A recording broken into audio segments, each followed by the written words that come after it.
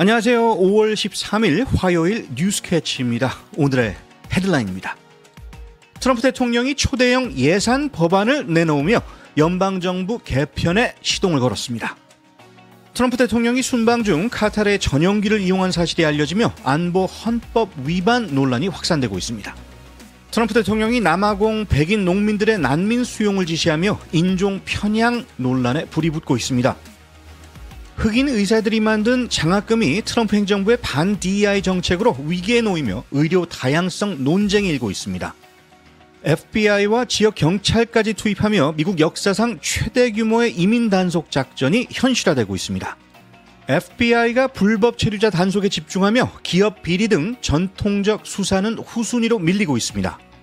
미국 증시는 폭등했고 서울 외환시장에선 달러 강세로 원달러 환율이 1,417원까지 치솟았습니다. 에너지 스타 프로그램이 트럼프 행정부 개편으로 폐지 위기에 놓였습니다. 절약형 요리 콘텐츠가 폭발적 인기를 끌며 공감의 메시지로 확산되고 있습니다. 체중 감량 신약의 사회적 파급력이 강조되며 만성질환 해결의 돌파구로 주목받고 있습니다. 지금까지 오늘의 헤드라인이었습니다. 오늘도 뉴스캐치를 찾아주셔서 감사드립니다. 오늘 첫 소식입니다. 도널드 트럼프 대통령과 공화당이 내놓은 대규모 입법안이 워싱턴을 뒤흔들고 있습니다.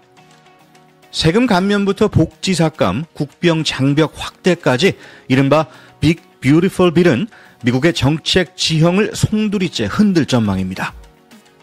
김윤범 리포터, 어떤 내용들이 담겨 있습니까?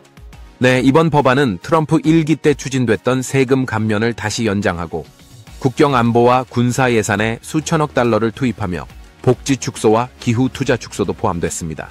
먼저 세금 부문에서는 개인소득세 감면 기한을 연장하고 표준 공제액을 4년간 상향 조정합니다. 부부 공동신고 기준 32,000달러까지 공제 가능해지죠. 네, 그렇다면 복지 예산은 어떤 부분이 줄어드는 겁니까? 소득기준 초과자에게는 진료비 부담과 근로요건이 추가되고 의료기관에 대한 세금도 제한됩니다. 또한 스냅, 에스냅, 즉 푸드 스탬프 프로그램 운영 비용을 주정부가 더 부담하게 되어 일부 지역에서는 급식 예산이 줄어들 수도 있습니다. 아이를 둔 가정이나 교육계에는 어떤 변화가 있을까요? 아이를 둔 가정에는 자녀 세액공제가 1인당 2,500달러로 늘어납니다. 하지만 사회보장번호를 보유한 부모에게만 해당돼 비시민권자 가정은 제외됩니다. 그리고 대학의 기부금 운용 수익에도 새로운 세금 체계가 적용됩니다. 기금 규모에 따라 차등 과세가 적용되어 상위 대학들은 더 많은 세금을 내게 됩니다. 역시 트럼프 대통령의 트레이드마크, 국경 장벽 예산도 포함되겠군요. 맞습니다. 국경 보안에만 1,400억 달러 이상이 투입됩니다. 그중 500억 달러는 국경 장벽 완공과 해상 경계 보강에, 나머지는 불법 이민자 수용소와 강제 송환 시스템 구축에 사용될 예정입니다. 그런데 청사진은 거대한데 실제로 통과 가능성은 어떤가요? 현재 하원 통과도 쉽지 않습니다. 특히 SALT, 즉 주화지방 세금 공제 상한선을 둘러싼 블루스테이트 출신 공화당 의원들의 반발이 거세죠. 이 법안은 3만 달러까지 상한을 높이지만 그들은 전면 폐지를 요구하고 있습니다. 상원에서는 세제 수정 논의도 진행 중이어서 통과까지는 아직 갈 길이 멉니다. HTC 뉴스캐치 김윤범이었습니다. 결국 트럼프의 정책 유산을 되살리려는 강력한 시도군요. 김 기자, 잘 들었습니다. 트럼프 행정부가 중국산 제품에 부과한 145%의 고율 관세를 약 30% 수준으로 일시 인하하며 미중 관계 리셋을 선언했습니다. 이에 따라 90일간 수입 재개 움직임이 활발해지며 유통 제조업계는 숨통이 트였다는 반응입니다. 하지만 가격 상승은 여전합니다. 장난감, 의류, 가구 등 주요 품목의 소비자 가격은 여전히 10%에서 15% 오를 전망이고, 특히 쉐인과 같은 저가 쇼핑몰은 120%의 고정 관세를 적용받습니다. 식료품과 유가에는 큰 변화가 없지만 이번 관세 인하가 향후 미중 협상의 출발점이 될 수 있을지 주목되고 있습니다. 도널드 트럼프 대통령이 카타르로부터 수억 달러의 전용기를 기증받을 가능성이 알려지며 미국 정치권이 들썩이고 있습니다. 이아람 리포터가 중동 순방 현장 소식과 이번 논란을 전합니다. 네, 트럼프 대통령은 이번 주 사우디아라비아, 카타르, 아랍에미리트를 도는 4일간의 중동 순방에 돌입했는데요. 공식 일정은 비즈니스 투자와 경제 협력에 초점이 맞춰져 있지만 정작 워싱턴에선 대통령 전용기 뇌물수락 논란이 더 뜨겁습니다. 트럼프 대통령이 카타르 왕실 소속의 4억 달러짜리 보잉 7447 전용기를 좋은 제스처라며 긍정적으로 언급하면서 논란이 촉발됐습니다. 해당 항공기는 침실, 사무실, 라운지 등 초호화 사양을 갖춘 공중 궁전급으로 알려져 있으며 향후 트럼프 대통령 도서관 전시용으로 이전될 가능성도 거론되고 있습니다. 하지만 이를 미국 대통령의 공식 항공기로 사용하려면 보안 기준을 대폭 낮추거나 수년간 수십억 달러가 소요될 수 있다는 게 군사정보당국의 입장입니다. 감염 위험도 있다며 우려를 표했습니다. 각을 넘어 헌법 위반 가능성까지 불거지고 있다고요? 맞습니다.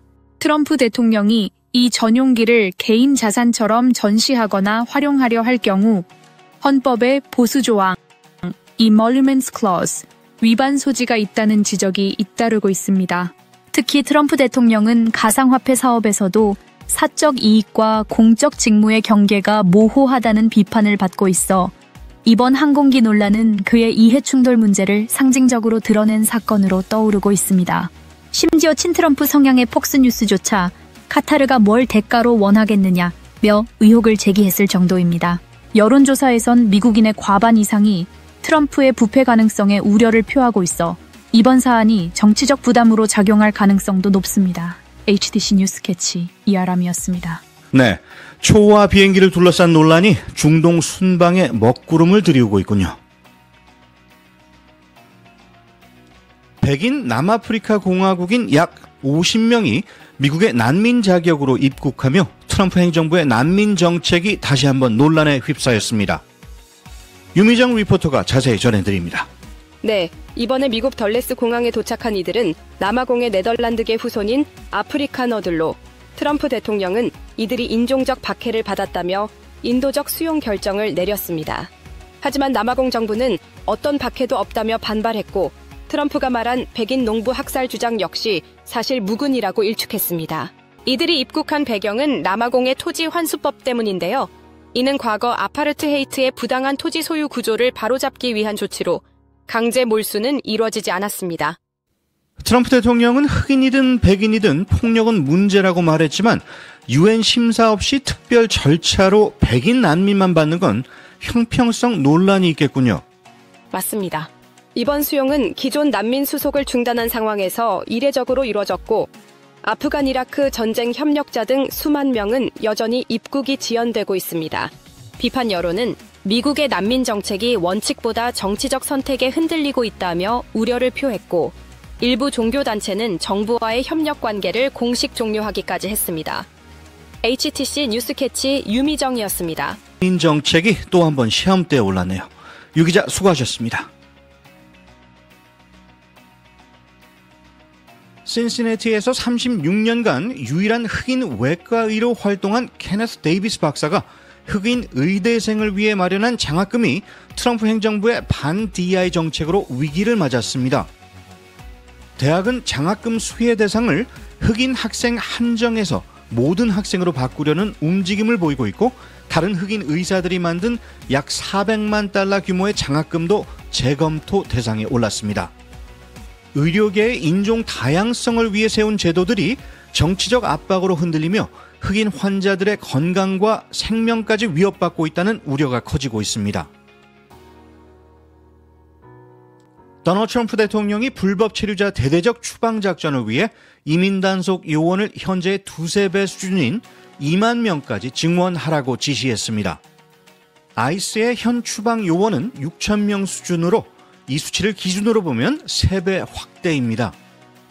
FBI, DEA, 연방 마샬 등 타 연방 기관과 지역 경찰까지 합세한 287G 프로그램도 39개 주 517개 기관으로 확대돼 사상 최대 규모의 이민 단속 연합 작전이 현실화되고 있습니다. 플로리다에선 최근 4일간 1,120명을 체포하는 성과도 나왔습니다. FBI가 화이트칼라 범죄 대신 불법 체류자 단속에 업무 시간의 3분의 1을 투입하라는 지침을 받았습니다. 트럼프 행정부 출범 이후 FBI, DEA, 연방마샬 등 법무부 산하 기관들이 대대적으로 이민 단속 임무에 전환되고 있는 것입니다. 이에 따라 자금 세탁, 관세 사기, 기업 비리 등 전통적 화이트칼라 범죄 수사는 후순위로 밀릴 전망입니다. 미국과 중국의 90일 관세 유예 합의 소식에 따라 어제 미국 증시는 올해 최대 폭으로 상승했습니다. 다우존스 지수는 2.8% 오른 42,410.10, S&P 500은 3.3% 상승한 5,844.19, 나스닥은 4.3% 급등한 18,708.34로 마감되며 기술주 중심의 강세장이 펼쳐졌습니다. 투자자들은 미중 무역 긴장 완화의 안도감을 보이며 기업 실적 개선 기대감에 베팅했고 시장은 이를 즉시 반영했습니다. 한편 서울 외환시장에서 원달러 환율은 1417.03원에 마감하고 강달러 흐름에 따라 하루 만에 20원 이상 올랐습니다. 전문가들은 시장에 일시적 훈풍이 불었지만 연준의 금리 결정과 경제 지표에 따라 향후 흐름은 유동적일 수 있다고 전망하고 있습니다. 미국 가정에 전기요금을 절약해온 에너지 스타 프로그램이 트럼프 행정부에 의해 폐지 위기에 처했습니다. 30년간 운영되며 전기요금 5천억 달러 절감, 탄소 40억 톤 감축에 기여했지만 연 운영비는 고작 3,200만 달러였습니다. 정부는 기관 개편을 이유로 폐지를 추진 중이며 이에 따라 소비자들은 효율 좋은 제품을 직접 비교 판단해야 하는 불편함을 겪을 수 있습니다. 전문가들은 산타클로스만큼 신뢰받는 프로그램이라면서 폐지는 가계 부담과 혼란만 키울 것이라고 경고합니다. 물가 폭등으로 점심값이 20달러를 넘는 시대, 불경기 레시피 영상이 소셜미디어에서 인기입니다. 최소한의 재료로 만든 저예산 요리법이 틱톡에서 폭발적 반응을 얻고 있으며 버짓 밀스 해시태그 사용도 한 달 사이 20% 이상 급증했습니다. 달러트리 식재료로 만든 일주일 식단, 설탕 없이 구운 케이크 등 절약형 컨텐츠는 단순한 꿀팁을 넘어 경제적 불안 속에서도 함께 버티는 공감의 메시지로 확산되고 있습니다. FDA 전 국장 데이비드 캔슬러가 복부 내장지방 탁식 웨이스트를 만성질환의 주범으로 지목하며 체중 감량 신약 GLP-1 계열의 약물의 사회적 잠재력을 강조했습니다. 그는 이 약물로 30kg 이상 감량하며 식습관까지 바뀌었지만 메스꺼움, 식욕 저하 등 부작용도 적지 않다고 밝혔습니다. 약효는 강력하지만 한 달 비용 $1,000, 지속 투약 필요성, 보험 미적용 등의 한계가 있고 위장 마비 등 부작용 우려도 존재합니다. 캐슬러는 내장 지방 제거는 미국 건강을 되살릴 열쇠라면서 고혈압, 당뇨 등 위험군은 의료진과 상담을 권한다고 강조했습니다. 아인슈타인이 이런 말을 했습니다. 삶을 사는 데는 단 두 가지 방법이 있다. 하나는 기적이 전혀 없다고 여기는 것이고 또 다른 하나는 모든 것이 기적이라고 여기는 방식이라고 말이죠. 오늘 기적을 발견하시는 여러분 되시기 바랍니다. 뉴스캐치 오늘 소식은 여기까지입니다. 좋은 하루 되시기 바랍니다. 진행의 탑프로였습니다.